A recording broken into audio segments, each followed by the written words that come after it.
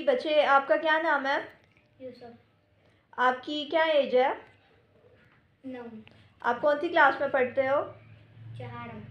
अच्छा, आप मुझे ये बताओ कि आपको मुताले का शौक़ कब और कैसे पैदा हुआ है? हमें हमारी टीचर बुक्स देती थी, इसलिए मुझे मुताले का शौक़ हुआ। अच्छा, आप मुझे ये बताओ कि आपने कौन सी उम्र में पहली दफ़ा कहानी पढ़ी या सुनी थी? 7 उम्र में मैंने कहानी सुनी थी। सुनी थी। अच्छा, आप ये बताओ कि आपको किस किस्म की कहानियाँ पढ़ना या सुनना पसंद है? जिन्नों की। जिन्नों की, ओके। और आपको कोई नज़म पसंद है? नहीं। और आपके फेवरेट राइटर कौन है? मेहराब अली भट्टू। ओके। और क्या आप कभी किसी मैगज़ीन के सर्वर के ऊपर आए हो?